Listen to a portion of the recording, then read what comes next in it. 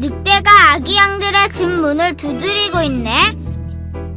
아기 양들이 문을 열어주지 말아야 할 텐데. 늑대와 7마리 아기 양.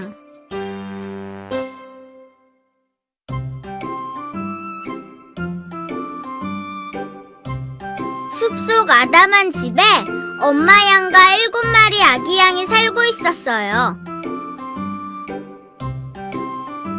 하루는 엄마 양이 먹을 것을 사러 시장에 가게 됐답니다.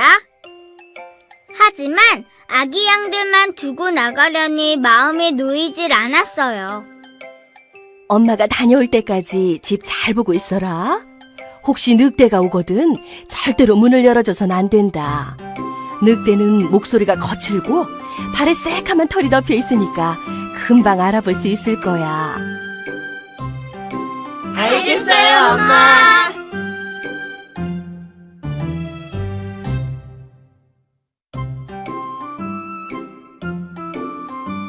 엄마 양은 늑대를 조심하라고 이르고는 집을 나섰어요. 사이좋게 잘들 놀고 있어라. 걱정하지 마세요, 엄마. 안녕히 다녀오세요. 그런데 그때 늑대가 군침을 흘리며 아기 양들을 지켜보고 있었어요.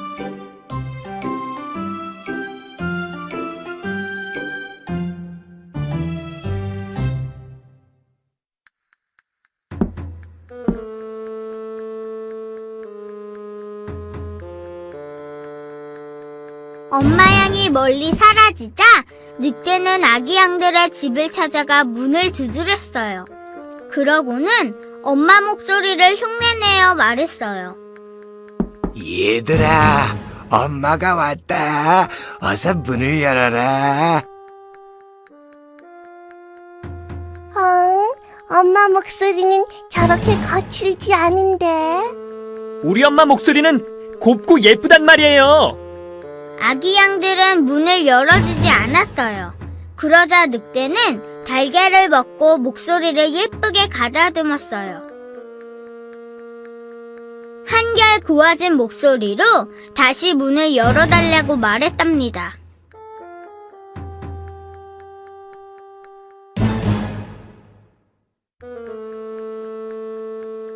이번엔 아기 양들이 늑대에게 발을 내밀어 보라고 했어요.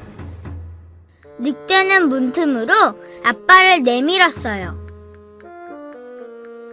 얘들아, 어서 문을 열렴. 늑대의 발은 새까만 털로 덮여 있었어요. 게다가 날카로운 발톱까지 있었답니다. 아기 양들은 깜짝 놀랐어요. 엄마 발은 이렇게 까맣지 않아. 넌 엄마가 아니라 늑대야.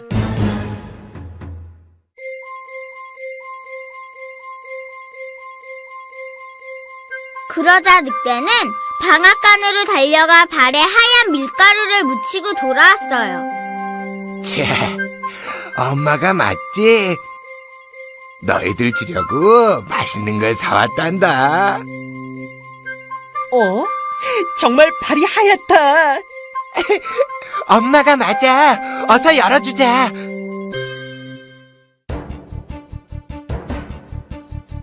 아기 양들이 문을 열어주자 늑대는 재빨리 집 안으로 들어왔어요. 꼼짝 마라, 요 녀석들! 깜짝 놀란 아기 양들은 뿔뿔이 흩어져 집안 여기저기에 숨었어요. 식탁 밑으로, 의자 밑으로, 바구니 속으로, 벽난로 속으로 허둥지둥 숨었어요. 그리고 몸집이 작은 막내 아기 양은 벽시계 속으로 들어가 숨었어요.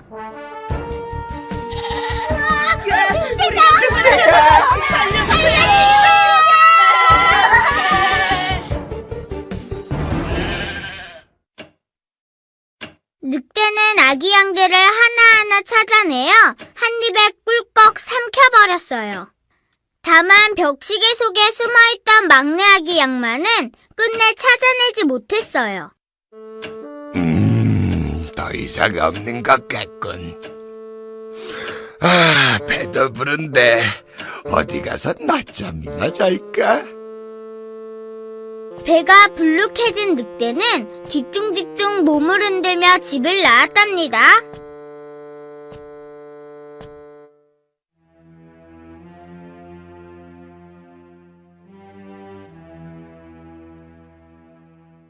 얼마 후 집으로 돌아온 엄마 양은 깜짝 놀랐어요. 집안이 어수선하고 아기 양들은 보이질 않았어요. 그때 막내 아기 양이 벽시계 속에서 엄마를 불렀어요. 엄마, 저 여기 있어요. 아니, 막내야. 이게 어떻게 된 거니? 형들은 다 어딜 갔어? 막내 아기 양은 엄마 양에게 늑대가 왔다 간 일을 이야기했어요. 늑대가 와서 형들을 다 잡아먹었어요. 난 무서워서 시계 속에 숨어 있었어요. 늑대가 우리 아이들을...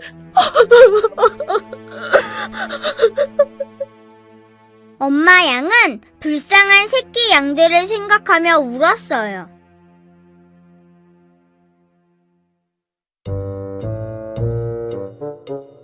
엄마 양은 마침내 울며 밖으로 나왔어요. 그런데 강가로 나와보니 늑대가 자고 있는 게 아니겠어요? 늑대는 나무 그늘에 누워 드르렁 드르렁 코를 골며 낮잠을 자고 있었어요. 엄마, 저기 늑대가 있어요. 그렇구나, 얘야. 어서 가보자꾸나. 엄마 양이 가까이 가보니 늑대 배가 꿈틀꿈틀 움직이고 있었어요. 늑대 뱃속에 있는 아기 양들이 움직이고 있었던 거예요. 엄마, 형들이 아직 살아있나 봐요. 막내야, 얼른 집에 가서 가위하고 실, 바늘을 가져오너라. 엄마 양은 늑대의 배를 갈라 아기 양들을 꺼내기로 했어요. 늑대가 아기 양들을 통째로 삼켰기 때문에 아기 양들은 아직 살아있었던 거예요.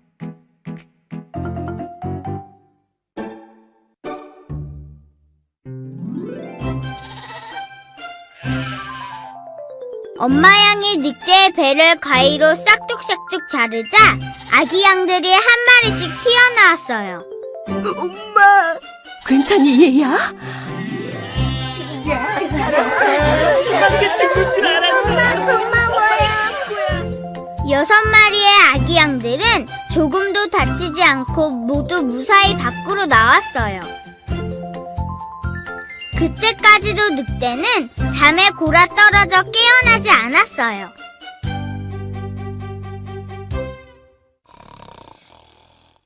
엄마 양은 아기 양들에게 돌멩이를 주워오게 했어요. 그리고 늑대의 뱃속에 돌멩이를 가득 집어넣고는 실과 바늘로 꿰매기 시작했어요.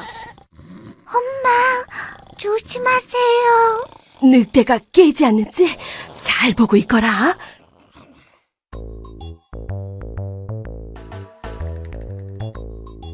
배를 다 꿰맨 엄마 양과 아기 양들은 나무 뒤에 숨었어요. 잠시 후 잠에서 깬 늑대는 물을 마시려고 비틀비틀 물가로 걸어갔어요. 늑대의 뱃속에서는 돌멩이들이 서로 부딪혀 덜그럭덜그럭 소리를 냈어요. 에이, 이상하다. 배가 왜 이렇게 무겁지? 으아! 늑대 살려!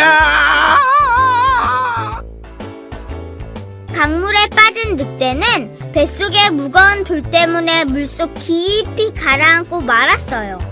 엄마 양과 아기 양들은 무척 기뻐했답니다.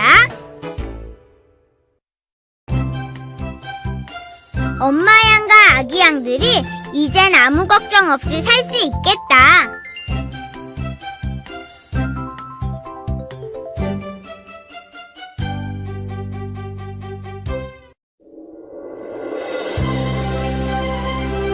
와, 저기 봐. 하늘을 나는 양탄자다.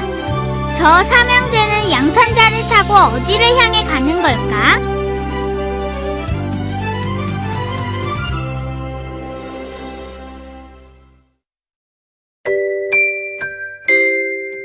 마법의 사과.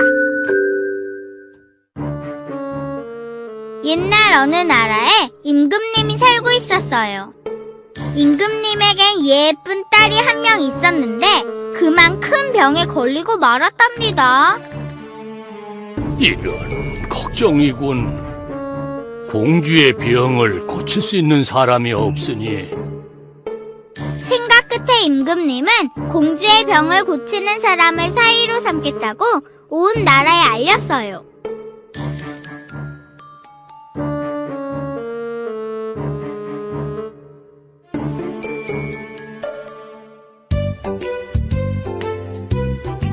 한편 궁전에서 멀리 떨어진 외딴 마을에 보물을 하나씩 가진 삼형제가 살고 있었어요.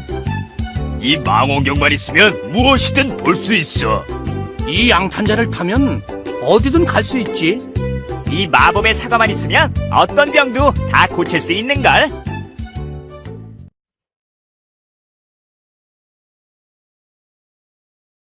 그러던 어느 날 첫째가 망원경으로 임금님을 붙여놓은 글을 읽게 되었어요. 저런, 공주님이 많이 아프신가 봐. 옳지, 이러면 되겠구나. 첫째는 둘째와 셋째에게 공주님의 병을 고쳐드리자고 말했어요.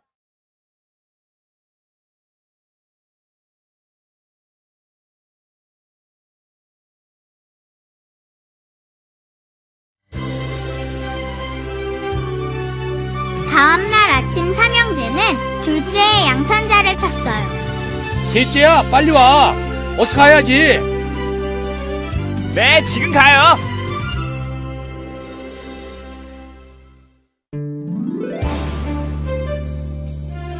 삼형제는 양탄자를 타고 하늘을 쌩쌩 날아갔어요. 어디 볼까? 조금만 더 가면 궁전에 도착할 수 있겠어. 어서 가서 공주님께 이 마법의 사과를 드려야지.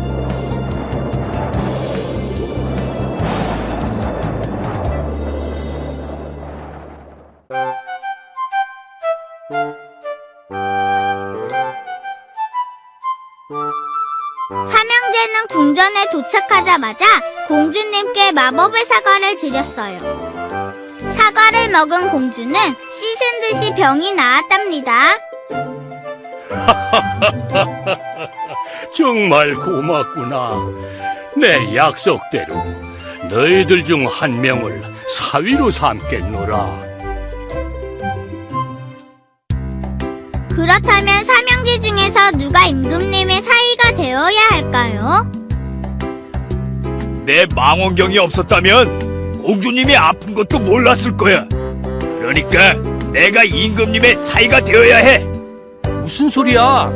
내 양탄자가 없었다면 어떻게 이 먼 곳까지 올 수 있었겠어?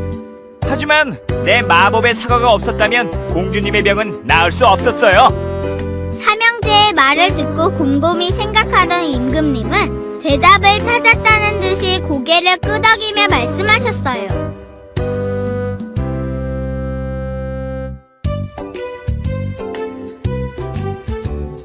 망원경과 양탄자는 남아있지만 셋째의 사과는 공주가 먹어버려서 남아있지 않다. 그러니 내 사위는 셋째가 되는 것이 마땅하니라. 임금님의 말씀에 첫째와 둘째도 고개를 끄덕이며 셋째의 결혼을 축복해 주었답니다.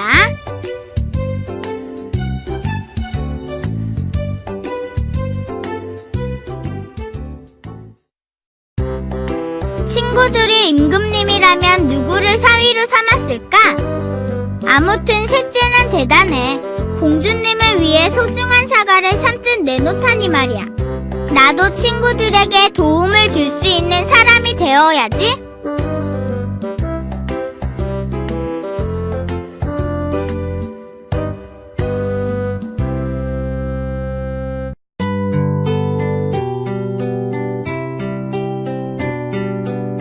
정말로 예쁜 구두다. 아가씨도 아름답고.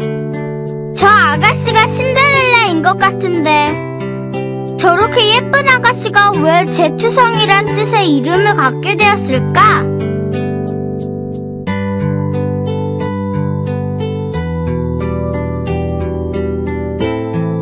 신데렐라.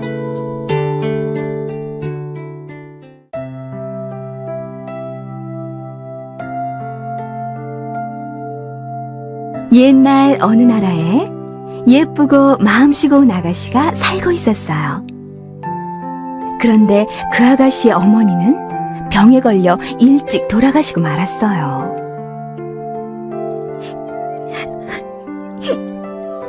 엄마, 돌아가시면 안 돼요.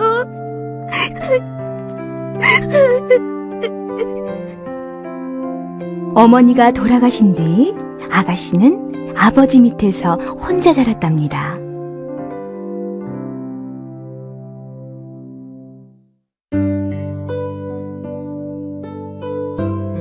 그러던 어느 날 아버지는 새엄마를 맞이했어요. 새엄마는 두 딸도 데리고 들어왔는데 모두 심술꾸러기의 욕심쟁이라서 아가씨를 못살게 굴곤 했답니다.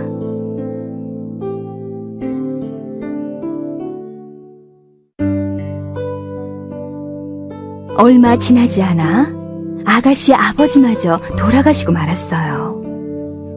그러자 새엄마와 언니들은 아가씨를 더욱 못살게 굴며 일만 시켰어요. 야, 너 이 옷 깨끗하게 빨아서 내일 아침까지 가져와. 안 그러면 내일 아침밥은 없을 줄 알아. 아가씨는 아침 일찍부터 밤 늦게까지 집안일을 해야 했어요.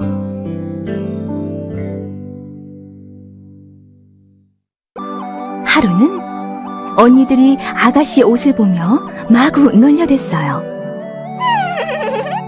저 제트성이 꼴 좀 봐. 야, 우리 앞으로 저 아이를 신데렐라라고 부르자. 아가씨의 옷은 난로를 청소하고 집안일을 하느라 늘 제투성이었답니다. 그래. 제투성이 신데렐라야. 언니들은 이름 대신 제투성이란 뜻을 가진 신데렐라라고 부르며 놀려댔어요. 오늘은 궁전에서 무도회가 열리는 날. 언니들은 예쁘게 차리느라 정신이 없었어요. 야, 신데렐라, 너 뭐 하는 거야? 빨리 와서 이 구두 좀 닦아. 오늘 왕자님이 신부감을 고른다고 하던데. 너 같은 제투성이는 가봐야 웃음거리만 될걸. 옷을 다 차려입자 새엄마는 두 언니만 데리고 무도회장으로 가버렸어요. 홀로 남은 신데렐라는 엄마 생각에 절로 눈물이 났답니다. 그때 요정이 나타났어요. 신데렐라, 눈물을 거두려무나. 내가 무도회에 갈 수 있게 도와줄게. 네? 무도회에 가게 해준다고요?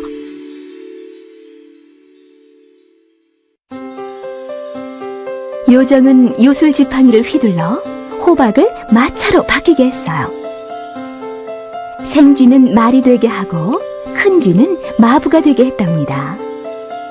다시 한번 요술 지팡이를 휘두르자 신데렐라는 예쁜 드레스와 유리구두로 꾸민 아름다운 아가씨가 되었어요. 신데렐라, 잊으면 안 돼. 12시가 되기 전엔 꼭 돌아와야 한다. 신데렐라는 마차를 타고 무도회장으로 갔어요.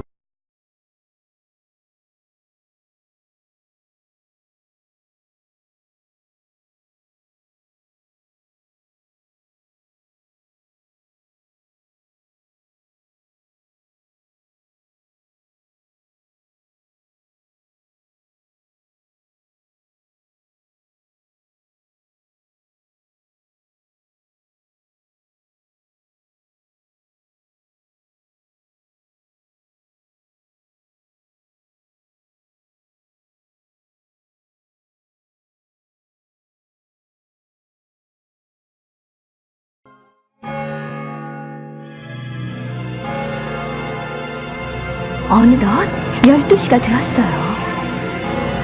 신데렐라는 그제야 요정이 한 말이 생각났어요. 어쩌지? 요정님이 12시가 되기 전에 꼭 돌아오라고 했는데. 신데렐라는 춤을 추다 말고 갑자기 무도회장을 빠져나왔어요. 허겁지겁 뛰어내려오는 바람에 계단에서 유리구두가 벗겨진 줄도 몰랐지요. 아가씨! 왕자는 유리구두의 주인을 찾아 아내로 맞이하겠다고 했어요. 신하들은 온 나라를 돌며 유리구두의 주인을 찾아다니기 시작했어요. 마침내 신데렐라의 집에도 신하들이 찾아왔어요. 어머, 저건 내 구두잖아. 예, 아이고, 얼른 신어봐라. 두 언니가 서로 앞다투어 유리구두를 신어보았지만 발에 맞지 않았어요. 신하들은 신데렐라에게도 유리구두를 신어보라고 했어요. 유리구두는 신데렐라의 발에 꼭 맞았답니다. 바로 아가씨였군요. 신데렐라를 찾은 신하들은 몹시 기뻐했어요.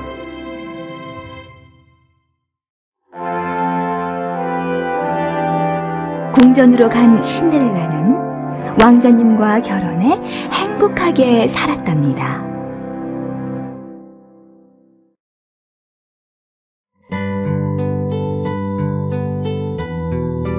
제투성이 아가씨가 왕자님을 만나 결혼하다니. 유리구두와 호박으로 만든 마차도 정말 꿈만 같아. 이런 꿈 같은 일이 나한테 일어나면 얼마나 좋을까?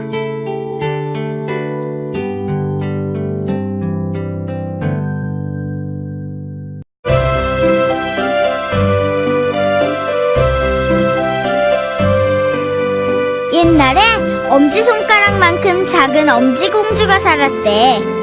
얼마나 작은지 세상에 호두 껍데기가 침대라지 뭐야? 엄지공주가 자고 있네? 쉿, 조용.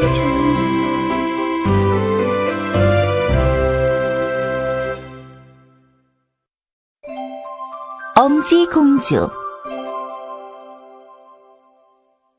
먼 옛날 아이를 몹시 좋아하는 아주머니가 살고 있었어요. 하지만 그 아주머니한테는 아이가 없었지요. 그러던 어느 날 화분에 물을 주고 있을 때 이상한 일이 일어났어요. 이게 뭐지? 꽃 속에 엄지손가락만큼 작은 여자아이가 있는 게 아니겠어요? 아주머니는 그 여자아이를 엄지공주라 불렀어요. 좋은 꿈 꾸렴, 우리 공주님. 네, 엄마. 안녕히 주무세요.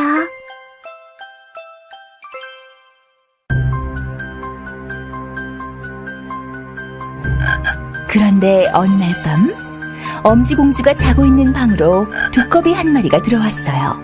꾸룩꾸룩. 이렇게 예쁜 아이가 있었다니.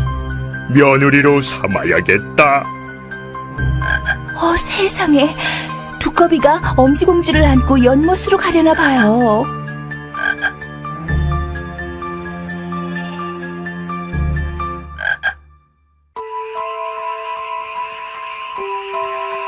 연못으로 온 엄지공주는 집으로 가고 싶어 매일매일 울기만 했어요. 엄마.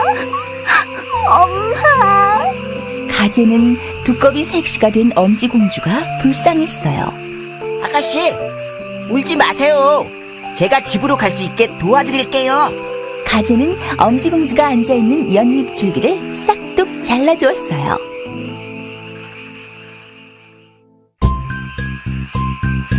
아가씨, 어서 도망쳐요. 빨리요, 빨리. 어딜 도망가려고? 거기서!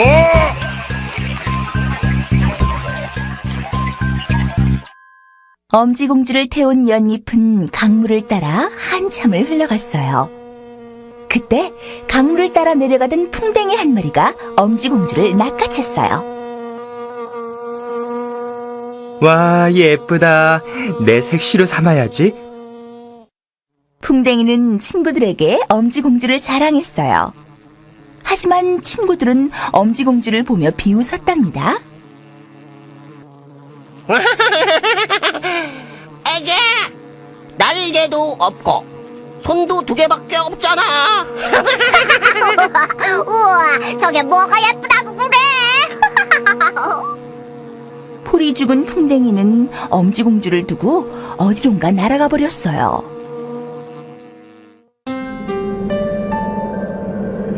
풍뎅이가 가버리자 엄지공주는 외톨이가 되었어요. 머지않아 겨울이 찾아왔어요. 엄지공주는 춥고 배가 고팠답니다.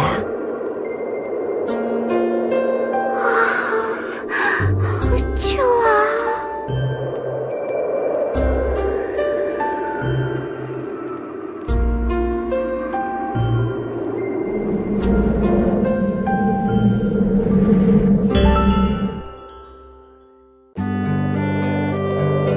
숲속을 떠돌던 어느 날, 엄지공주는 들쥐의 집을 보게 되었어요.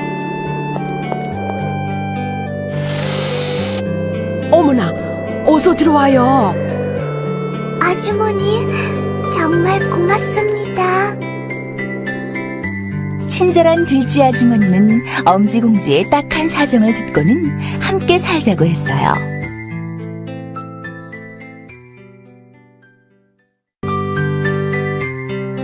어느 날 엄지공주는 밖으로 나갔다가 추위에 떨고 있는 제비를 보고 들쥐의 집으로 데리고 왔어요. 제비야, 어서 나와서 엄마를 만나러 가야지. 엄지공주는 열심히 제비를 돌봐주었어요. 머지않아 제비는 병이 다 나 하늘을 날 수 있게 되었죠.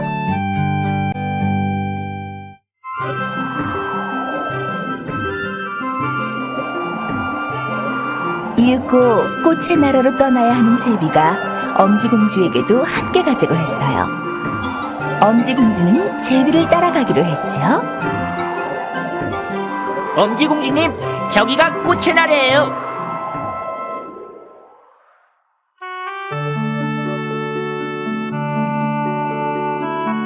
엄지공주는 꽃의 나라에서 살게 됐어요. 그리고 엄지공주의 아름다움에 반한 왕자님은 엄지공주에게 날개를 선물하며 결혼해달라고 했죠.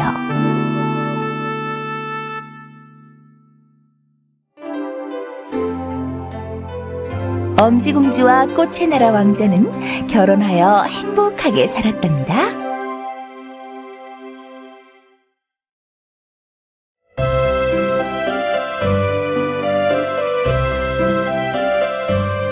그런데 엄지공주는 어디에서 온 걸까? 바다에서 온 걸까? 하늘에서 온 걸까? 아, 알았다. 동화나라에서 온 게 틀림없어.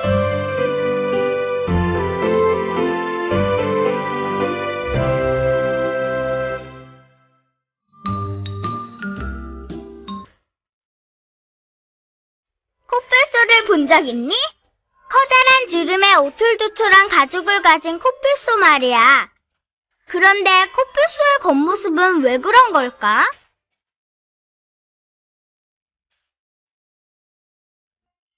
코뿔소는 왜 주름이 생겼을까?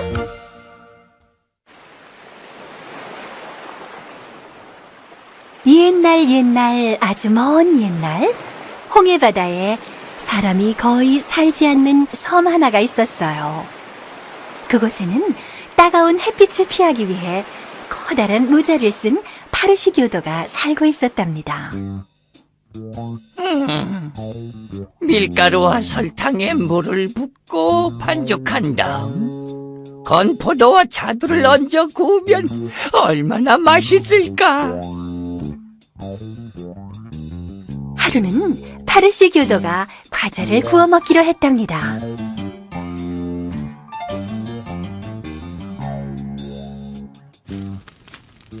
파르시교도는 반죽한 밀가루를 화덕에 넣고 구웠어요.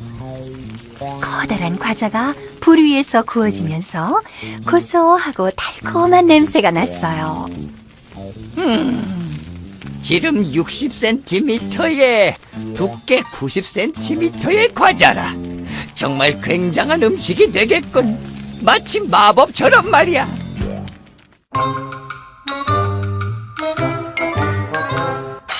이윽고 과자가 다 구워졌어요. 파르시 교도가 김이 모락모락 나는 과자 한 조각을 떼어 입에 넣으려고 할 때였어요. 사람이 살지 않는 섬 안쪽에서 무언가가 쿵쾅 쿵쾅 하고 달려오는 소리가 들렸어요.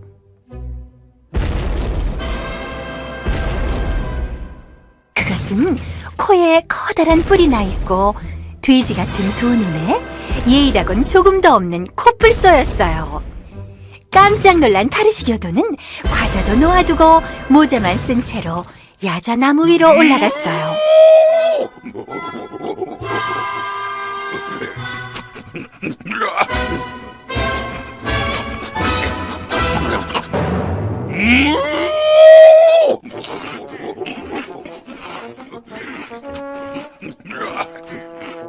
과자 앞으로 온 코뿔소는 코로 화덕을 밀어 넘어뜨렸어요. 그러고는 모래 위에 뒹구는 과자를 뿔로 쿡쿡 찍으며 모조리 먹어치우고 말았답니다. 아이, 저 코뿔소가 내 과자를! 파르시 교도는 몹시 안타까웠지만 어쩔 도리가 없었어요.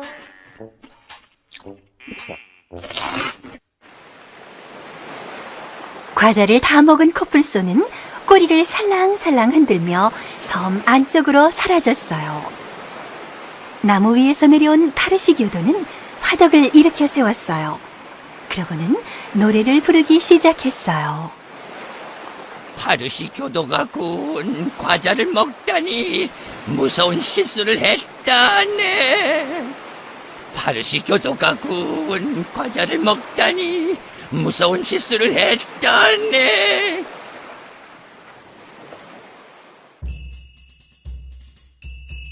그 뒤로 5주일이 지나자 섬에는 엄청난 더위가 몰려왔어요.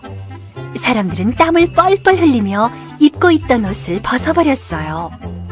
아유, 더워라. 아유, 무슨 날씨가 이렇게 덥다. 파르시 교도도 항상 쓰고 다니던 모자와 옷을 벗었어요. 아이고 덥다. 이젠 내 계획대로 해야겠군.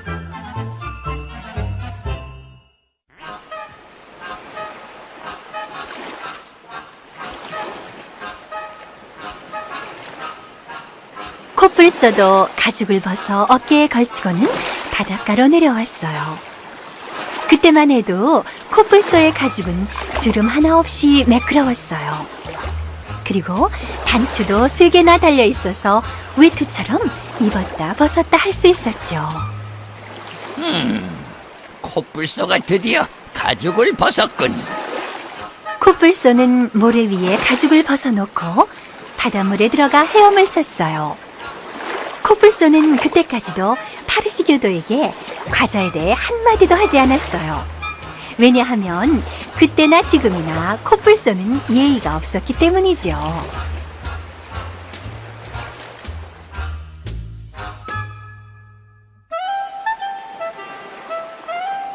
파르시 교도는 코뿔소가 벗어놓은 가죽 곁으로 다가갔어요. 그러고는 얼굴을 쫙 펴고 한 번 웃더니 옷주위를 3번 빙빙 돌며 춤을 추었어요. 파르시 교도가 구운 과자를 먹다니 무서운 실수를 했다네. 파르시 교도가 구운 과자를 먹다니 무서운 실수를 했다네. 자기가 사는 천막으로 간 파르시 교도는 과자 부스러기를 주워 담았어요. 파르시 교도는 항상 천막 안에서 과자를 먹었는데 지금까지 청소를 한 적이 없었어요. 그러다 보니 집안엔 바짝 말라 비틀어지고 곰팡내가 나고 따끔거리는 과자 부스러기가 수북했어요. 옳지. 과자 부스러기들이 잘 말랐군. 이 정도면 충분해. 파르시 교도는 과자 부스러기를 주워 담은 모자를 들고 바닷가로 나왔어요.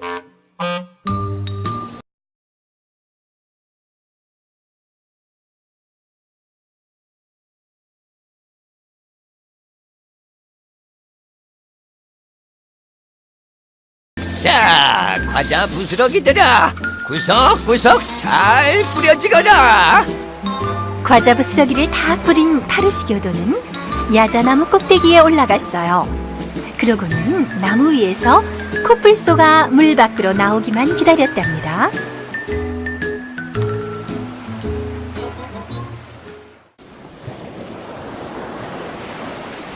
잠시 후 코뿔소가 물 밖으로 나왔어요.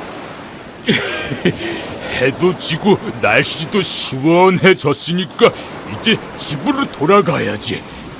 코뿔소는 가죽을 입고 3개의 단추를 채웠어요. 그러자 과자 부스러기가 잔뜩 묻은 침대처럼 가죽이 따끔거리기 시작했어요.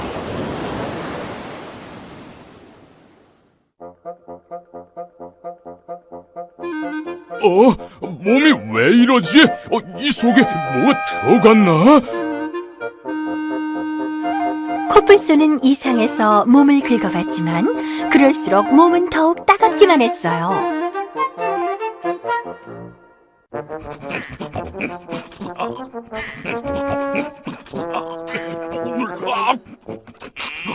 코뿔소는 화가 나서 모래 위에 누워 마구 뒹굴고 또 뒹굴었어요. 하지만 뒹굴면 뒹굴수록 더욱 따끔따끔할 뿐이었어요. 아구 따가워라. 도대체 몸에 뭐가 들어간 거지?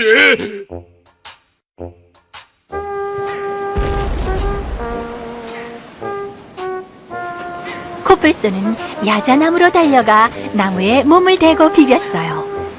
있는 힘을 다해 거칠게 비벼대는 통에 코뿔소의 어깨와 다리 그리고 단추가 달려있는 부분에 굵은 주름이 생겼어요. 가죽에 달려있던 단추 3개마저 떨어져 나갔답니다. 아이고 따가워. 도저히 못 참겠다.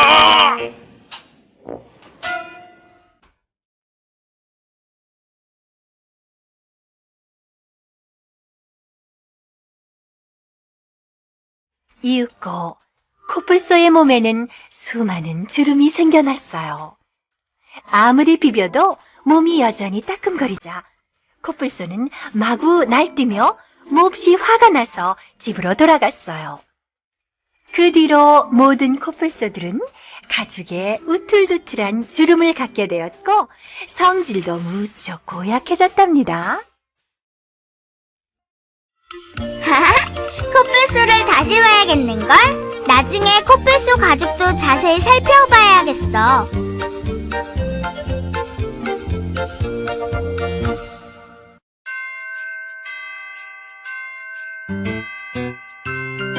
와, 눈이다 눈. 이번 크리스마스엔 예쁜 눈이 오네. 신난다. 아이들도 나처럼 신이 나나봐. 어?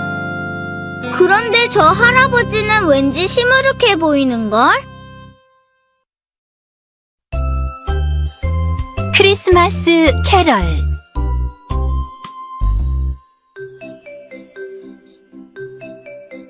영국의 한 도시에 스크루지라는 구두쇠 할아버지가 살고 있었어요.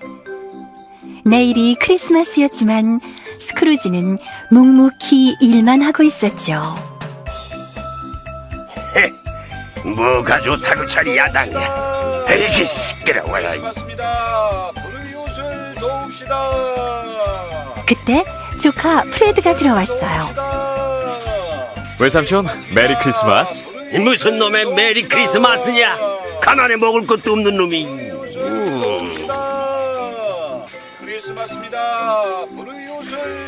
삼촌 그러지 마시고요. 내일은 집에 꼭 오세요. 크리스마스잖아요. 스크루지는 오히려 화를 내며 프레드를 내쫓았어요.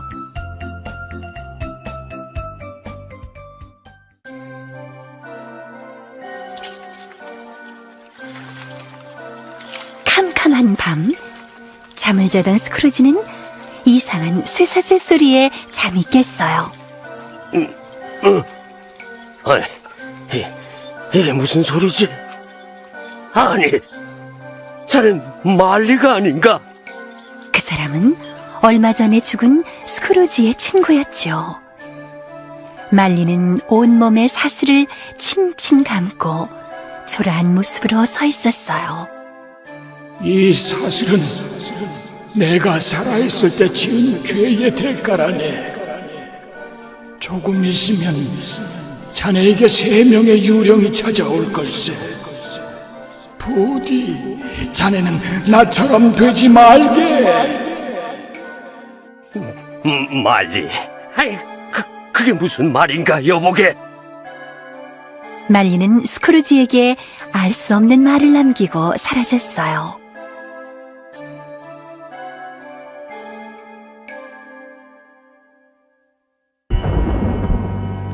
잠시 후 밤 12시를 알리는 종이 울리자 스크루지 앞에 한 유령이 나타났어요. 당신은 누구요? 난 과거의 크리스마스 유령이요. 나와 함께 갑시다. 에이, 싫어요. 난 가기 싫다고. 아유, 왜 날 괴롭히는 거야? 싫어! 과거의 크리스마스 유령은 스크루지를 데리고 어디론가 갔어요.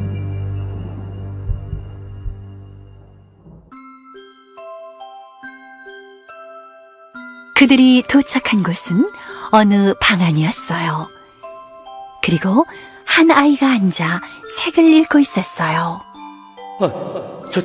저건 나잖아. 기억나나? 자넨 책을 무척 좋아하는 꿈 많은 소년이었지. 맞아요.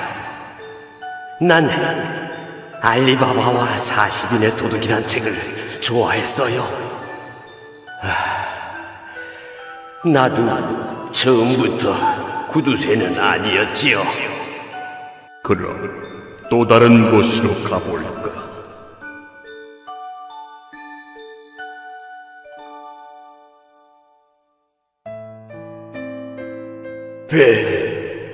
오, 나의 사랑.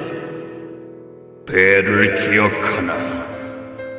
지금 자상한 남편을 만나 행복하게 살지. 젊은 시절의 스크루지는 사랑하는 사람보다 돈이 더 중요했어요. 그래서 벨과 헤어지게 된 거랍니다. 여보, 오늘 당신의 옛 친구인 스크루지를 만났어. 오늘 같은 크리스마스 날도 사무실에 앉아 혼자 일을 하고 있더군.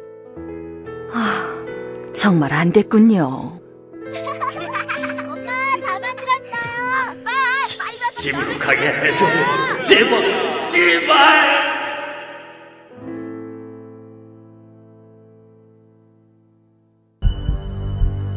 스크루지가 눈을 뜨자 스크루지의 방 안이었어요. 그래, 이건 꿈이야. 그때 또 다른 유령이 나타났어요. 당신은 또 누구죠? 도대체 왜 내 앞에 나타나 날 괴롭히는 거요? 난 현재의 크리스마스 유령이지. 다 당신을 위해서야. 어서 나와 함께 갑시다. 현재의 크리스마스 유령도 스크루지를 데리고 어디론가 갔어요.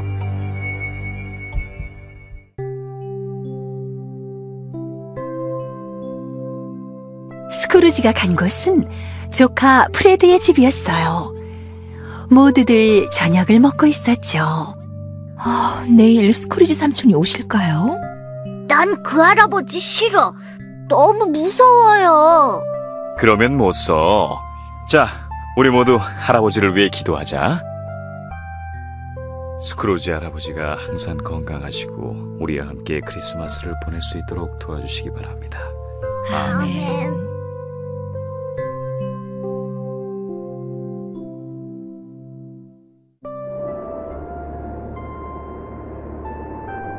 스크루지는 기도하는 프레디의 식구들을 보면서 눈물을 글썽였어요.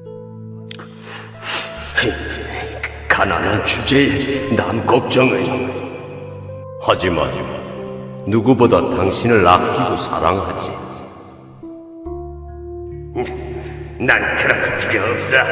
돈만 있으면 된다고. 돈.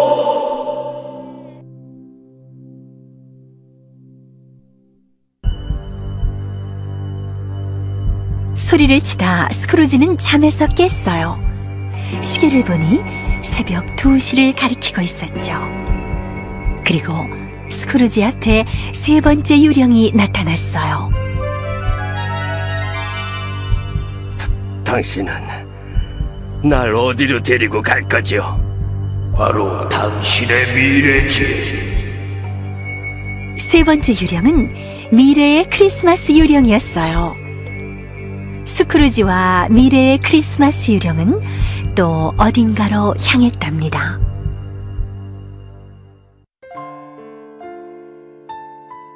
스크루지는 미래의 크리스마스 유령과 함께 무덤이 있는 곳으로 왔어요.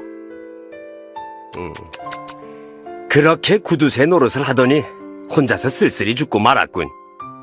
그러게 말이야. 돈이 많으면 뭐해? 죽으면 아무 소용이 없는 거라고. 스크루지는 사람들의 말에 깜짝 놀랐어요.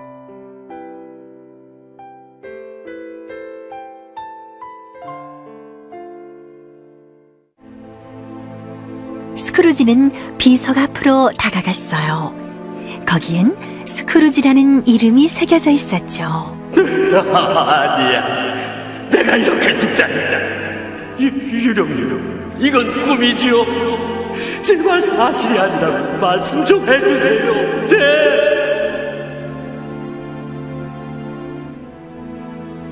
이건 당신의 미래야. 바로 당신이 만든 것이지.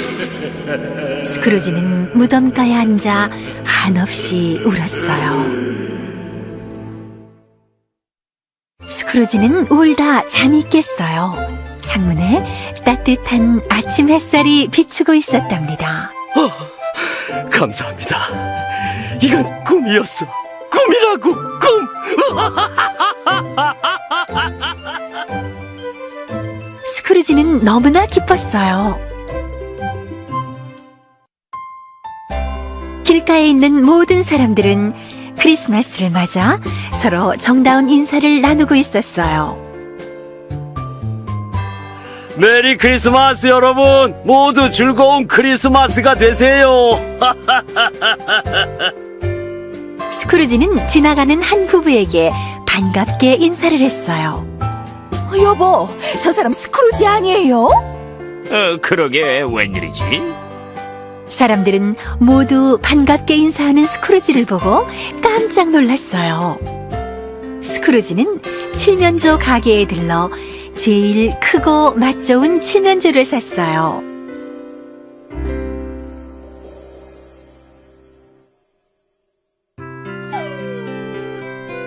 스크루지는 커다란 칠면조를 들고 프레디의 집으로 왔어요. 스크루지 삼촌. 프레드, 메리 크리스마스. 이 칠면조를 사왔는데 같이 먹을 수 있겠니? 물론이죠. 어서 들어오세요. 스크루지는 프레디의 식구들과 즐거운 크리스마스를 보냈어요.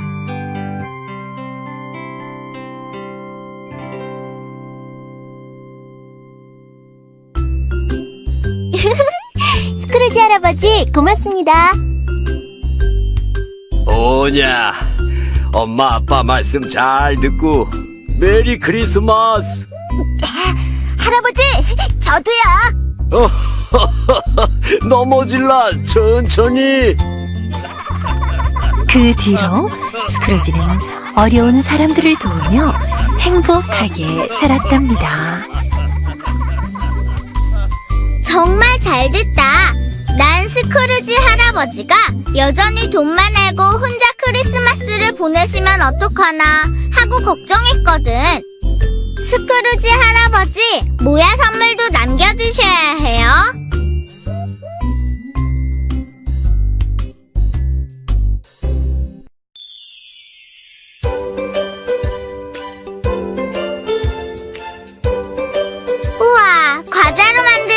집이잖아.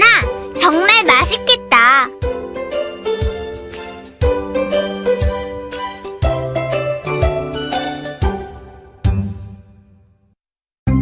헨젤과 그레텔.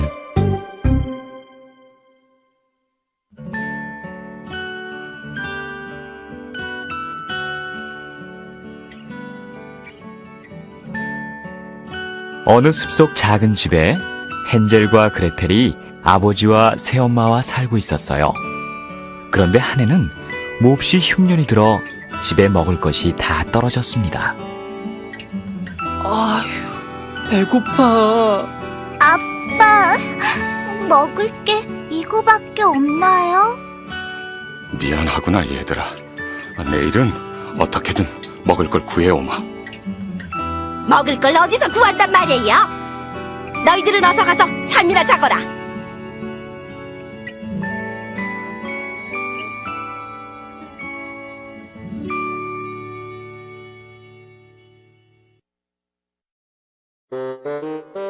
아이들이 방으로 돌아간 뒤 아버지는 한숨을 쉬며 말했어요. 앞으로 저희들을 어떻게 키워야 하나? 여보, 내일 아침 일찍 아이들을 숲으로 데려간 다음 아이들만 남겨놓고 돌아옵시다. 아니, 아이들을 숲에 버리자는 거요? 안 그러면 네 식구 모두 굶어 죽게 생겼다고요. 알았죠? 내 말대로 하는 거예요. 아버지와 새엄마의 말을 우연히 엿들은 헨젤은 깜짝 놀랐어요.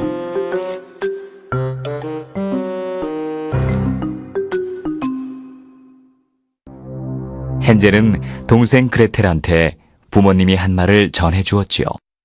오빠, 우린 이제 어쩌면 좋아? 그때 헨젤이 창밖을 내다보다가 하얀 자갈들을 발견했어요. 자갈들은 달빛을 받아서 은하처럼 반짝거리고 있었지요. 걱정 마, 그레텔.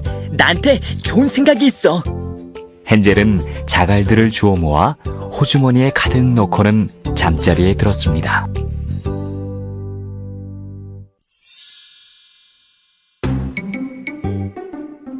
다음 날 일찍 새엄마는 아이들에게 빵 한 조각씩을 주고 숲으로 데려갔어요. 숲속으로 들어가면서 헨젤은 자꾸만 집 쪽을 돌아다 봤어요. 헨젤! 어서 오지 않고 뭘 꼬물다니? 제 흰 고양이가 지붕 위에 앉아 저한테 작별 인사를 해요. 이런 바보! 그건 고양이가 아니라 굴뚝 위에 비치는 아침 햇살이잖니? 사실 헨젤은 자갈을 몰래 길 위에 떨어뜨리느라 자꾸만 뒤를 돌아본 것이었어요. 깊은 숲속에 이르자 아버지는 나무를 모아 모닥불을 피웠어요. 엄마와 난 나무를 해올 테니 너희들은 여기서 기다리거라.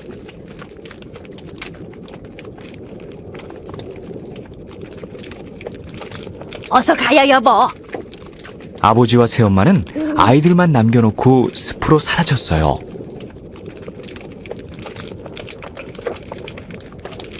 점심때가 되자 헨젤과 그레텔은 빵을 먹었습니다.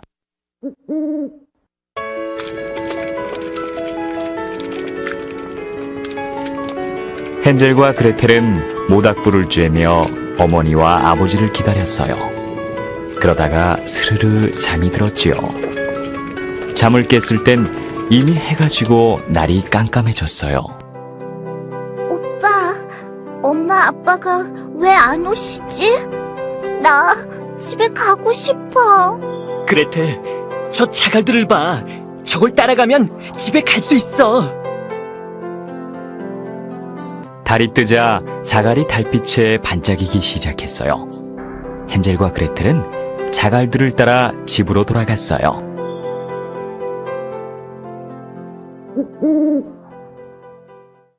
이야, 우리 집이다. 어서 가자, 그레텔. 새엄마는 아이들이 들어오자 깜짝 놀랐어요. 하지만 아무렇지 않은 척 시치미를 떼고 문을 열어주었지요.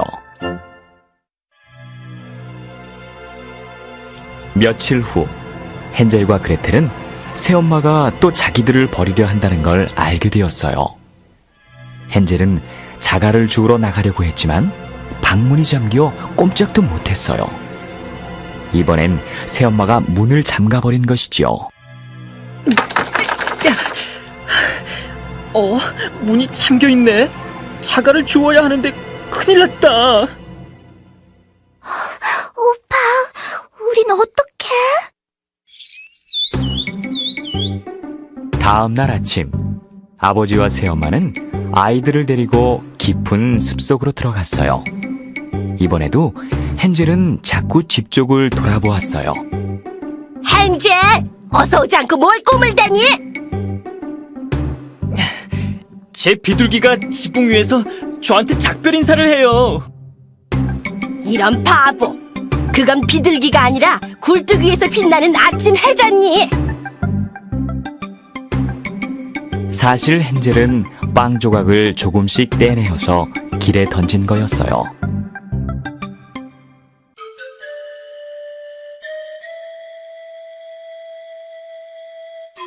아버지와 새엄마는 다시 깊은 숲속에 헨젤과 그레텔만 남겨두고 가버렸습니다. 헨젤과 그레텔은 모닥불 옆에서 잠이 들었지요. 잠에서 깨보니 벌써 밤이 되어 날이 어두워졌어요.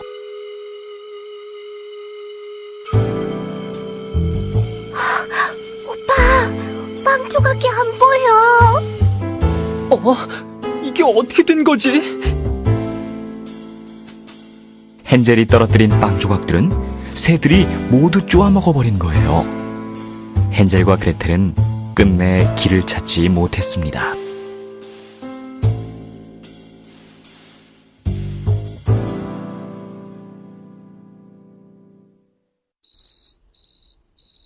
밤새 숲을 헤매다닌 헨젤과 그레텔은 몹시 지치고 배가 고팠어요.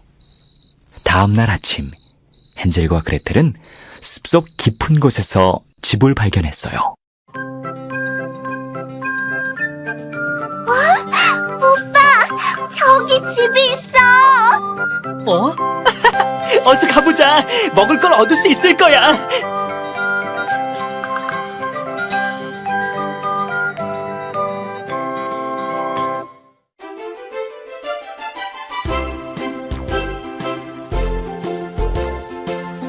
그 집은 온통 빵과 과자로 만들어진 과자의 집이었어요. 지붕은 빵이고 벽은 사탕이고 창문은 과자였답니다. 맛있겠다. 그레텔, 이 창문 좀 뜯어 먹어봐. 달콤한 과자야. 배가 고팠던 헨젤과 그레텔은 집을 뜯어먹기 시작했어요. 빵은 오물오물, 사탕은 오도독 오도독 씹어먹었지요.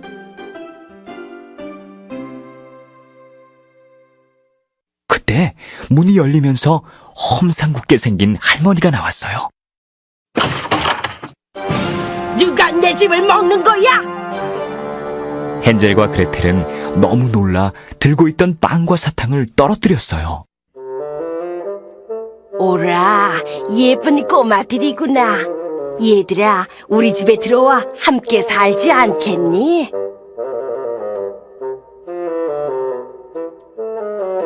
할머니는 헨젤과 그레텔을 과자의 집 안으로 데리고 들어갔습니다. 그런데 그 할머니는 아이들을 잡아먹는 마귀 할멈이었어요. 마귀 할멈은 눈은 잘 안 보였지만 냄새를 잘 맡았어요.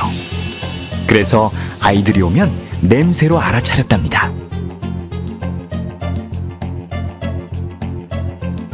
일어나, 이 게으름뱅이! 네 오빠에게 음식을 만들어줘야지! 마귀 할멈은 헨젤을 먼저 잡아먹으려고 했어요. 그래서 헨젤을 세장에 가둬두고 포동포동 살이 찌도록 기름진 음식을 먹였답니다. 대신 그레텔은 일만 시켰어요.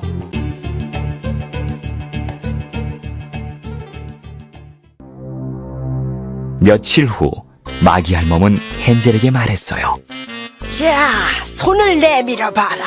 살이 쪘나 안 쪘나 만져보자. 헨젤은 팔 대신 먹다 남긴 뼈다귀를 내밀었어요. 눈이 어두운 마귀 할멈은 그것이 헨젤의 팔이라고 생각했습니다. 아니, 아직도 말라깽이잖아. 그렇게 먹였는데도 살이 안 찌다니. 그 뒤로 언제나 헨젤은 뼈다귀를 내밀었어요. 눈이 나쁜 마귀 할멈은 항상 속아 넘어갔지요.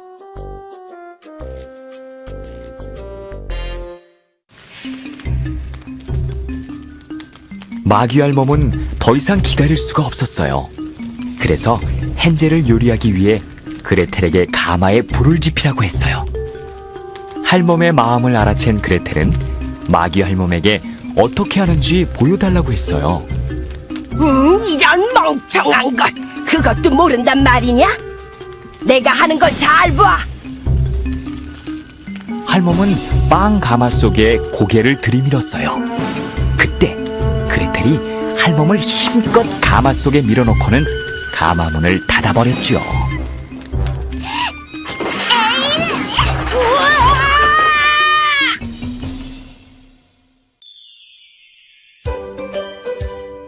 마귀 할멈이 불에 타 죽자 그레텔은 세장을 열어 헨젤을 구해 주었어요. 오빠, 마귀 할멈은 가마 속에서 죽었어. 고마워, 그레텔. 어서 집으로 돌아가자. 마귀 할멈의 집에는 많은 보석과 진주가 있었어요.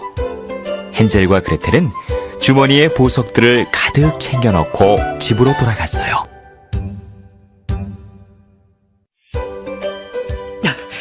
아버지, 저희가 왔어요.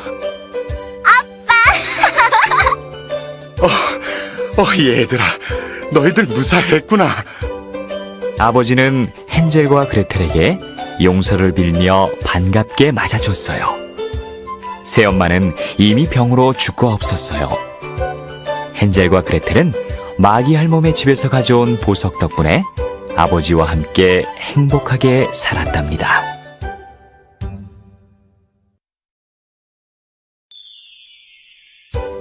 마귀 할멈이 죽은 다음 과자의 집은 어떻게 되었을까? 과자의 집에 나도 한번 가보고 싶다.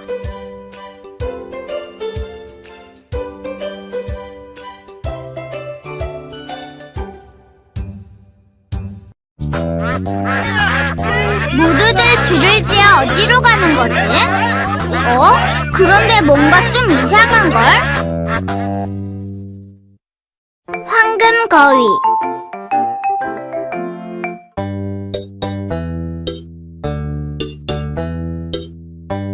옛날 어느 마을에 아들 삼형제가 살고 있었어요. 하루는 큰아들이 어머니가 싸준 빵과 포도주를 들고 숲으로 나무를 하러 갔어요. 큰아들은 숲속에서 늙은 잿빛 난쟁이를 만났어요. 젊은이, 배가 고파 그러니 빵과 포도주 좀 나눠주게나.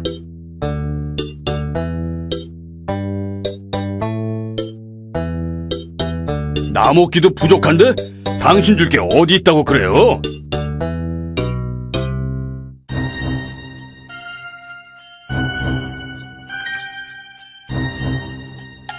난쟁이와 헤어진 큰아들은 나무를 베다가 그만 팔을 다치고 말았어요. 아이고 내 팔! 큰아들은 어쩔 수 없이 집으로 돌아갈 수밖에 없었어요.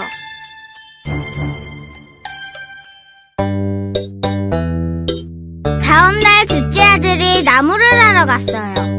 이번에도 둘째 아들 앞에 잿빛 난쟁이가 나타났어요. 젊은이, 배가 고파 그러니 빵과 포도주 좀 나눠주게나. 싫어요. 먹을 걸 나눠주면 내가 먹을 게 줄어들잖아요. 둘째 아들 역시 난쟁이에게 아무것도 주지 않았어요.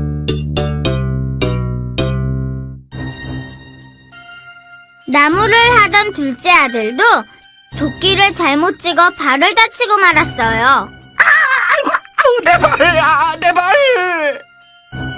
둘째 아들도 나무를 하지 못하고 그냥 집으로 돌아왔어요.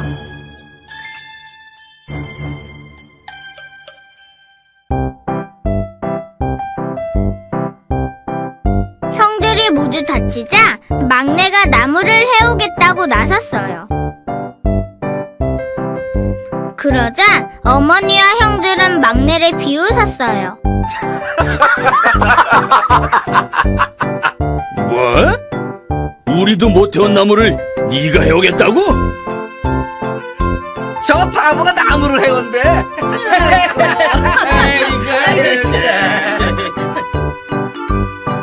저도 할 수 있다니까요. 가게 해주세요. 결국 어머니는 딱딱한 빵과 시큼한 맥주를 싸주었어요.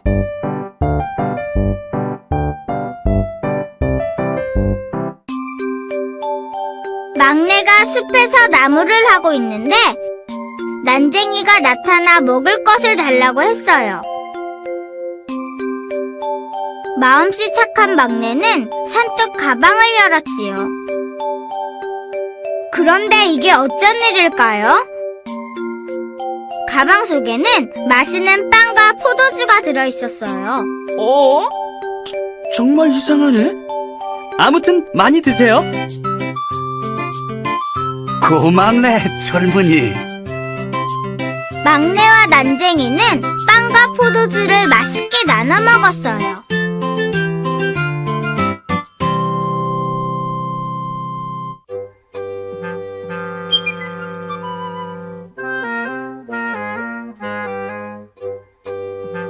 난쟁이는 옆에 있는 늙은 나무를 베어보라고 했어요.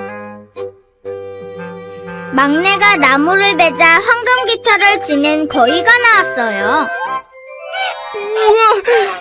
이건 황금거위잖아. 막내는 몹시 기뻐하며 황금 거위를 들고 숲을 나섰어요.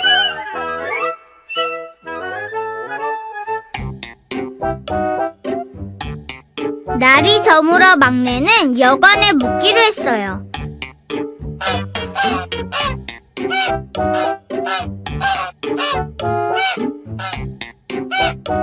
그런데 여관 주인의 큰딸이 황금 거위를 보자 깃털이 탐이 났어요.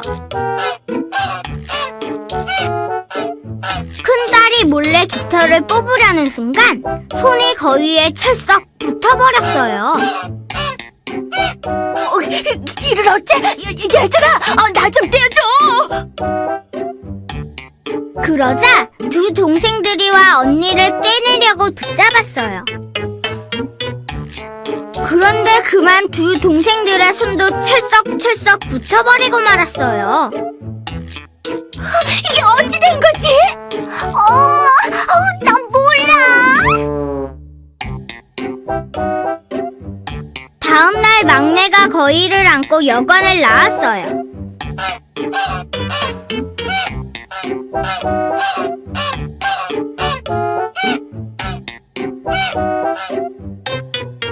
세 딸도 줄줄이 따라서 나왔어요. 지나가던 신부님이 그 모습을 보고 다가왔어요. 아니, 이게 뭐 하는 거요? 안 돼!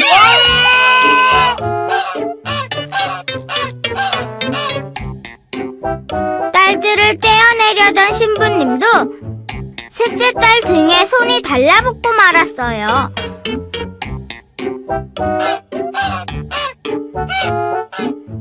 그때 농부가 다가왔어요. 신부님, 어디 가십니까? 안 돼! 농부 역시 신부님의 등에 손이 붙어버렸어요. 그렇게 사람들이 하나둘씩 붙기 시작하더니 어느새 줄은 한없이 길어졌지요. 그런데 이 나라의 임금님에게는 한 번도 웃어본 적이 없는 공주가 하나 있었어요. 임금님은 늘 한숨만 쉬었어요. 어찌해야 공주를 웃게 할 수 있단 말인가? 임금님은 공주를 웃게 하는 사람을 사위로 삼겠다고 말했어요. 그러자 많은 이들이 찾아와 공주를 웃기려고 애를 썼지요. 그러나 아무도 공주를 웃게 하지는 못했어요.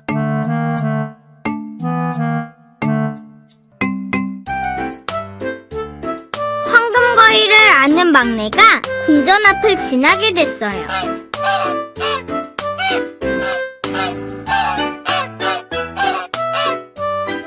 사람들은 서로 부딪혀 넘어지지 않으려고 발을 맞춰 뒤뚱뒤뚱 걸었어요.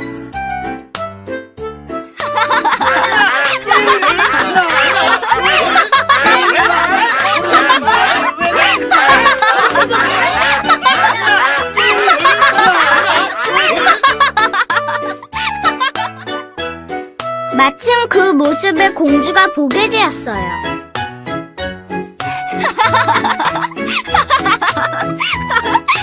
저것 좀 봐. 다들 뒤뚱거리며 가고 있네.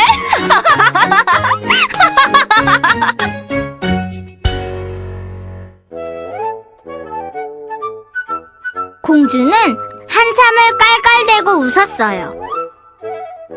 임금님은 공주가 웃는 것을 보고 너무나 좋아했어요. 하지만 초라한 차림의 막내를 사위로 삼고 싶지는 않았어요. 궁전에 있는 빵을 모두 먹고 궁전 지하실의 포도주를 모두 마실 수 있는 사람을 데려오너라. 그럼 공주를 주겠다. 막내는 도움을 청하러 잿빛 난쟁이를 찾아갔어요. 그런데 황금거위가 나왔던 나무에 웬 덩치 큰 남자가 앉아 있었어요. 여보게, 먹을 것 좀 있나? 산더미만한 빵과 포도주 한 통을 다 비웠지만 아직도 배가 고프다네. 그래요? 그럼 저를 따라오세요. 막내는 남자를 데리고 궁전으로 갔어요. 덩치 큰 남자는 궁전에 있던 모든 빵과 포도주를 눈 깜짝할 사이에 먹어치웠어요. 어떻습니까, 임금님? 아직도 막내가 마음에 들지 않은 임금님은 또 이렇게 말했어요. 땅에서나 물에서나 어디든 달릴 수 있는 배를 가져오너라. 그럼 공주를 주겠다. 막내는 다시 숲으로 난쟁이를 찾아갔어요. 이번에도 내가 도와주지. 빵과 포도주를 먹은 덩치 큰 남자는 바로 난쟁이였어요. 난쟁이는 막내에게 땅에서나 물에서나 다닐 수 있는 배를 주었어요.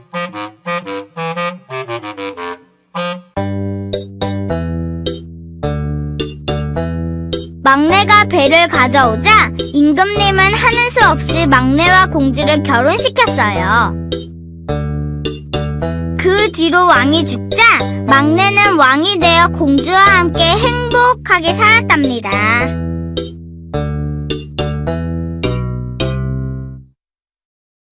황금거위에 붙어 뒤뚱뒤뚱 따라가는 모습을 상상해봐. 내가 공주였어도 웃지 않을 수 없었을 거야.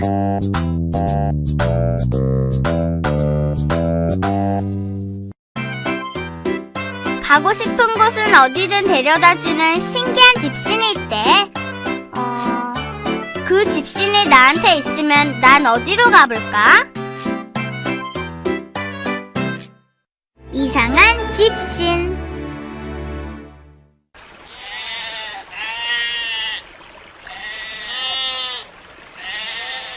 옛날 러시아 어느 마을에 이반이라는 사람이 살고 있었어요. 이반은 어느 날 형님 집에 가다가 강가에서 처음 보는 할아버지를 만났어요. 할아버지, 어디까지 가세요? 모스크바까지 간다오. 네? 걸어서 가면 6달은 걸릴 텐데요.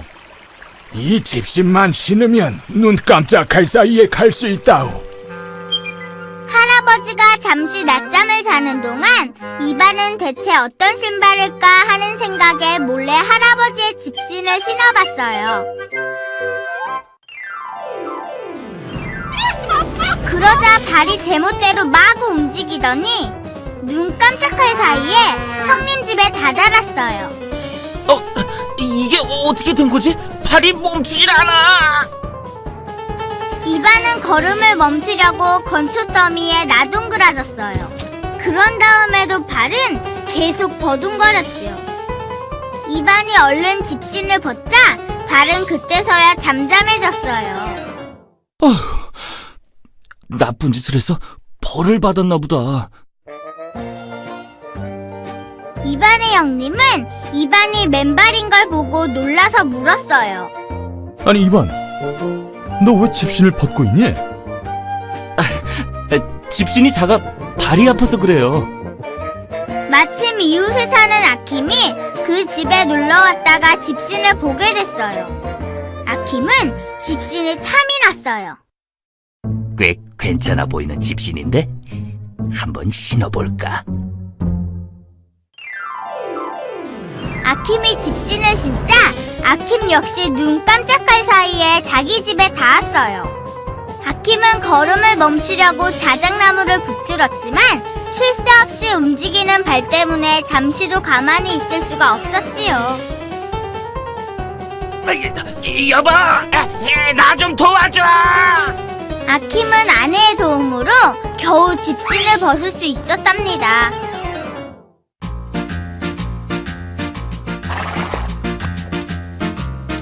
집신을 훔쳐 벌을 받았다고 생각한 아킴은 집신을 돌려줘야겠다고 생각했어요. 그때 마을의 부자가 지나가다가 아킴을 보고 말을 걸었어요. 아킴, 거기서 뭘 하고 있나? 아킴은 부자에게 이상한 집신 얘기를 해줬어요. 부자는 그 집신을 무척이나 신어보고 싶어 했지요. 오호호, 그렇게 신기할 때가. 나도 한번 신어봐야겠군.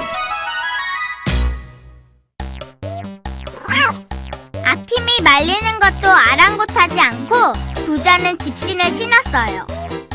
부자는 아킴의 집 마당을 펄쩍펄쩍 뛰어다니다가 어딘가로 쏜살같이 달려갔어요. 아킴, 나 좀 잡아주게!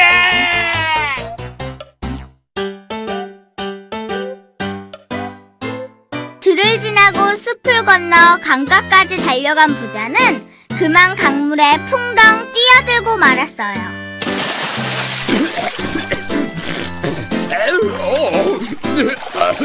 그 바람에 집신은 부자의 발에서 벗겨졌고 부자는 겨우 물에서 나올 수 있었어요.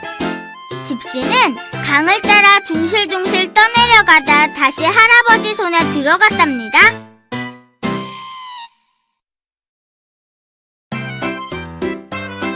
정말 굉장한 집신인데? 그런 집신 한 켤레만 있으면 어디든지 빨리 갈 수 있을 텐데 말이야. 거인 아저씨가 왜 소년을 잡으려고 하는 걸까? 저 아이가 무사해야 할 텐데. 우리 한번 지켜볼까?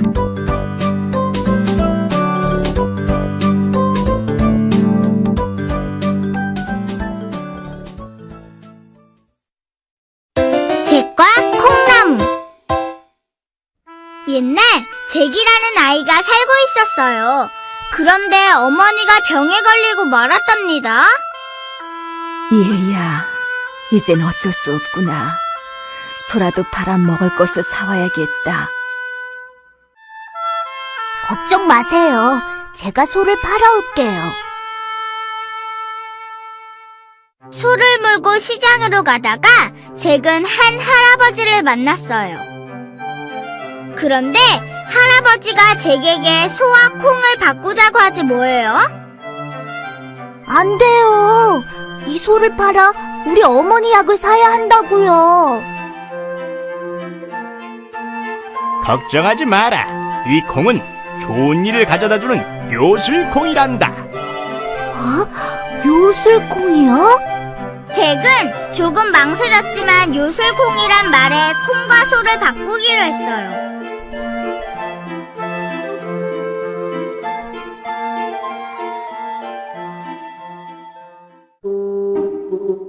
집에 돌아온 잭은 콩을 어머니께 보여드리며 할아버지와 있었던 일을 이야기했어요.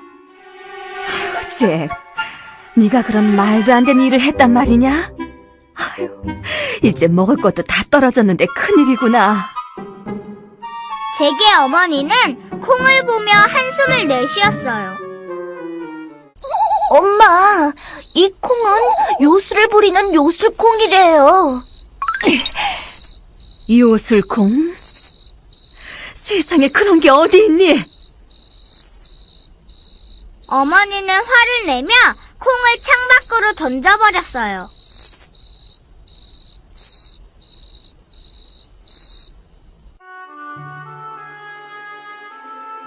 다음날 아침 잠에서 깬 잭은 깜짝 놀랐어요. 창밖에 커다란 콩나무가 자라나 있지 뭐예요? 우와, 굉장하다. 정말 요술콩이네. 대체 어디까지 올라가 있는 거지? 한번 올라가 보자.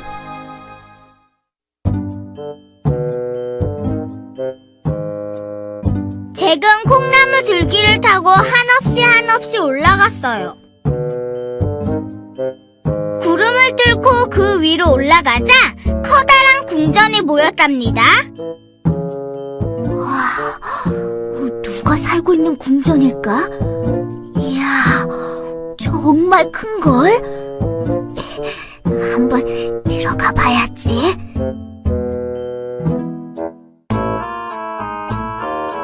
잭은 궁전으로 들어가 여기저기 둘러보다 깜짝 놀랐어요. 거기에 무시무시하게 큰 거인이 앉아있는 게 아니겠어요? 어디 주문을 외워볼까? 많이 수리 알을 낳아라. 그렇지 않으면 널 잡아먹겠다. 그러자 정말 신기한 일이 일어났어요. 암탉이 황금알을 낳는 거예요.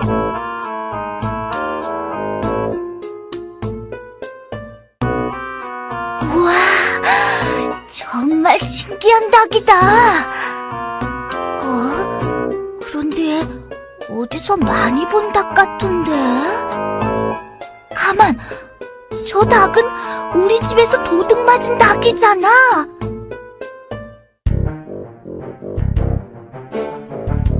잭은 거인이 없는 틈에 암탉을 가지고 나오다가 그만 거인에게 들키고 말았답니다. 이놈! 거기 서라! 내 암탉을 내놔!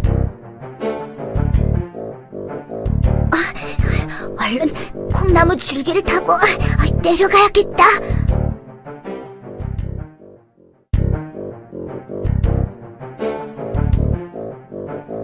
잭이 콩나무 줄기를 타고 내려가자 거인도 잭을 따라 내려오기 시작했어요.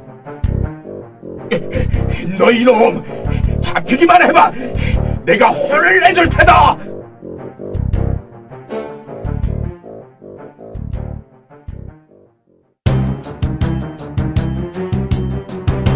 땅으로 내려온 잭은 얼른 헛간으로 가 도끼를 가지고 왔어요. 그러고는 콩나무 줄기를 베어버렸어요.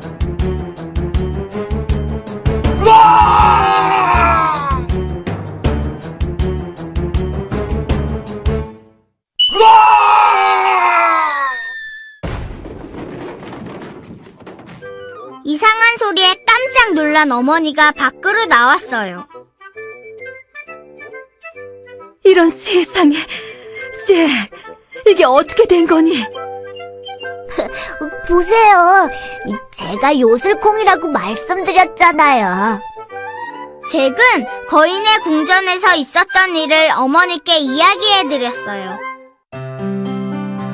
많이 수리 알을 낳아라. 그렇지 않으면 널 잡아먹겠다. 그러자 암탉이 황금알을 낳았어요. 아니, 정말 신기하구나. 잭, 네가 착해서 그 할아버지가 널 도와주셨나 보다. 잭과 어머니는 황금알을 낳는 암탉과 함께 오래오래 행복하게 살았답니다.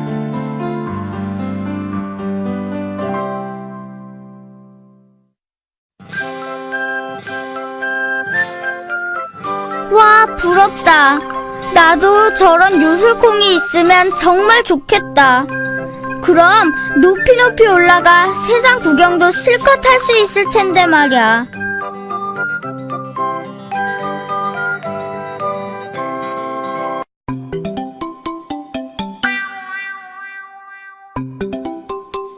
우렁이는 논이나 연못에 사는 소라처럼 생긴 동물이야. 그런데 우렁이 껍질 속에서 웬 색시가 나왔네?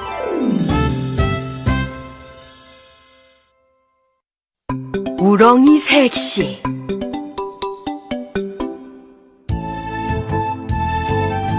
옛날 어느 마을에 착한 농부가 살고 있었어요.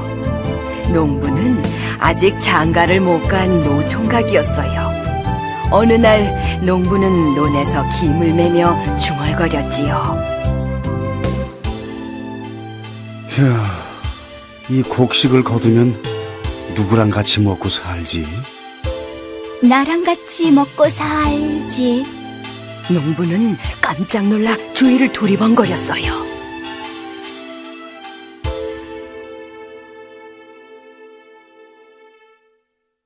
하지만 아무리 둘러봐도 근처에는 우렁이 한 마리밖에 없었어요. 이상하네.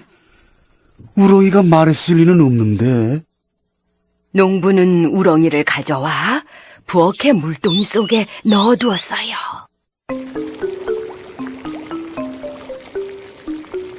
다음 날 일을 하고 돌아온 농부는 깜짝 놀랐어요. 방 안에 김이 모락모락 나는 맛있는 밥상이 차려져 있는 게 아니겠어요? 아니, 도대체 누가 밥을 차려놓았지?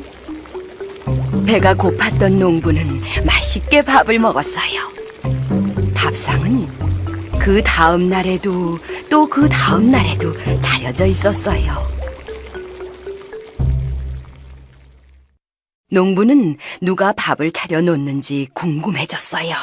그래서 하루는 일을 하러 나가는 척하고 부엌에 숨어서 지켜봤어요. 그때였어요.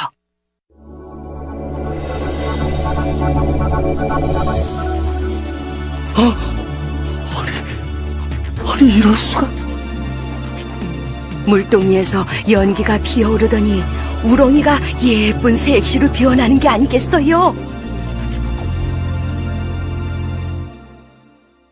농부는 얼른 뛰어나가 우렁이 색시의 손을 덥석 잡았어요.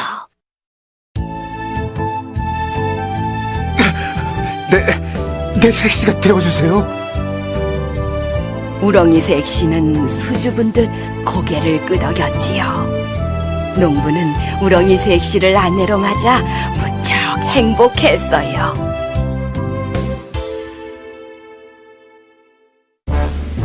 그러던 어느 날 임금님이 사냥을 하러 나왔다가 우렁이 색시를 보게 됐어요. 임금님은 예쁜 우렁이 색시가 몹시 탐이 났어요. 임금님은 농부를 불러 말했지요. 누가 나무를 빨리 심는지 내기를 하자. 네가 이기면 이 나라의 반을 줄 것이고 내가 이기면 네 색시를 다오.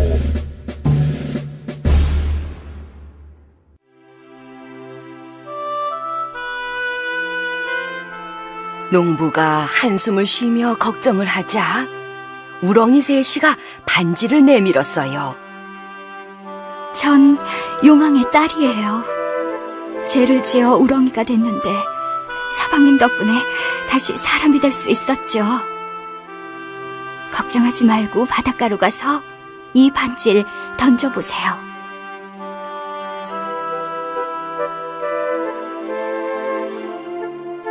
농부는 우렁이 색시의 말대로 바닷가로 나가 반지를 던졌어요.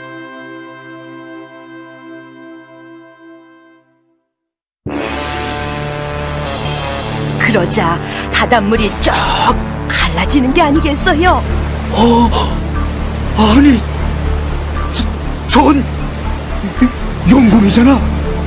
잠시 후 거북이가 나타나더니 꾸벅 인사를 하며 말했어요. 어서 저를 따라오세요. 거북이를 따라 용궁으로 간 농부는 용왕님을 만났어요. 용왕님은 농부에게 신기한 호리병 하나를 주었지요. 어려운 일이 있거든. 이 호리병을 열어보도록 하게. 고맙습니다, 용왕님. 농부는 용왕님이 준 호리병을 들고 집으로 돌아왔어요. 임금님과 약속한 날이 되었어요. 임금님은 수많은 병사들과 함께 나타났지요. 내기가 시작되자 병사들은 한꺼번에 달려들어 나무를 심기 시작했어요. 휴, 나 혼자서 저 많은 사람들을 어떻게 이긴담? 이대로 가다가는 내기 칠 텐데. 그때 농부는 용왕님이 준 호리병이 생각났어요. 농부가 호리병을 열자 호리병 속에서 엄지손가락만한 일꾼들이 한없이 튀어나왔어요.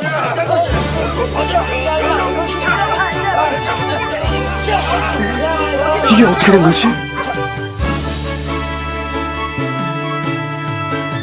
일꾼들은 영차 열심히 나무를 심었어요.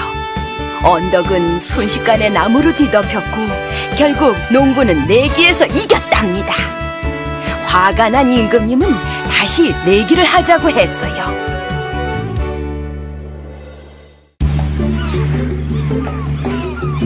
이번엔 배를 타고 섬에 먼저 닿는 사람이 이기는 내기였지요.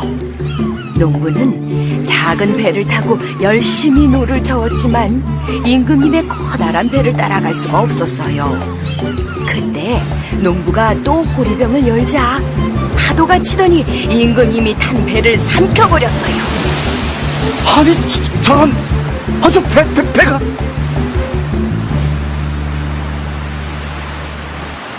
임금님은 배와 함께 파도에 휩쓸려가 다시는 돌아오지 않았어요. 백성들은 농부에게 임금님이 되어달라고 부탁했어요. 임금님이 된 농부와 왕비가 된 우렁이 색시는 오래도록 행복하게 살았답니다. 농부는 우렁이 덕에 색시도 얻고 임금님도 된 거네? 정말 재밌는 이야기야.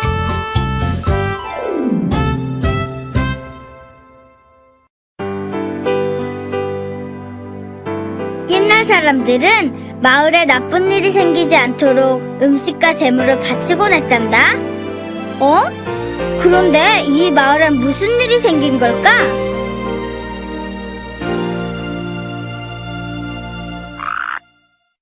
은혜 갚은 두꺼비.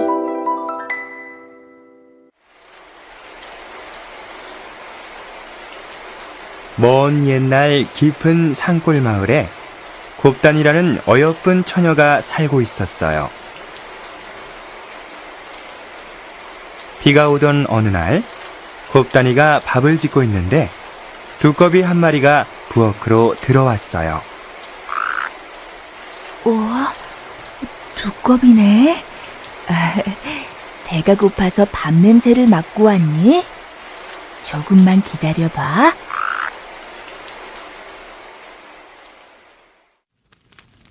두꺼비는 매일매일 곱단이를 찾아와 밥을 얻어먹었어요. 곱단이는 두꺼비를 무척 귀여워했어요. 와, 또 왔구나. 배고프지? 자, 많이 먹어라. 그런데 그 마을에는 크고 무서운 지네가 살고 있었어요. 사람들은 1년에 한 번씩 처녀를 제물로 바쳐야 했답니다. 그렇지 않으면 지네가 마을로 내려와 사람들을 마구 잡아먹었어요. 어쩌겠니? 재물을 바쳐야 모두 살 수 있으니 말이다. 이를 어째? 에휴, 이번엔 곱단이 차례구나. 젊은 나이에 정말 안 됐어.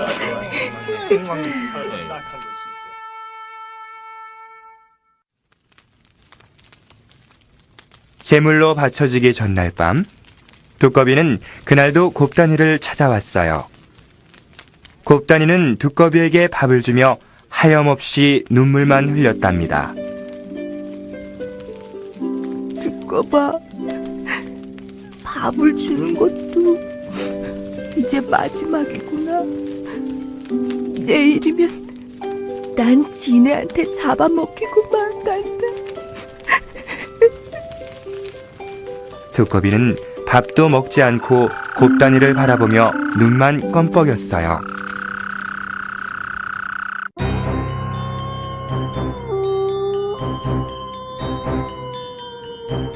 다음 날 마을 사람들은 깊은 산속 지네가 사는 동굴 앞에 곱단이를 데려다 놓고는 모두 내려가 버렸어요.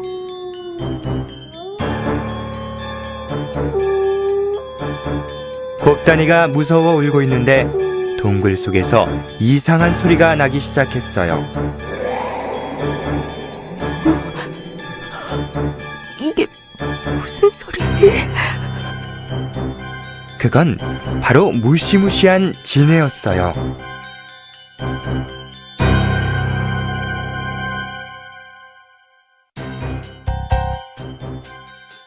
지네는 곱단이를 잡아먹으려고 달려들었어요.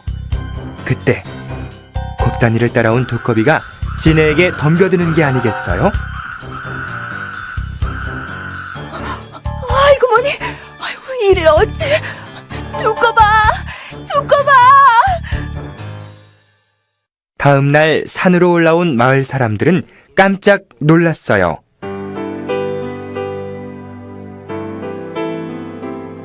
곱단이는 살아있고 두꺼비와 지네가 죽어있지 뭐예요? 아니 곱단아, 이게 어찌된 일이냐? 두꺼비가 제 대신 지네와 싸우다 그만 죽고 말았어요.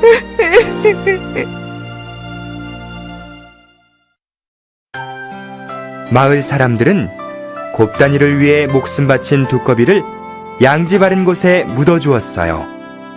그 후로 마을 사람들은 지네 걱정 없이 편하게 살 수 있었답니다.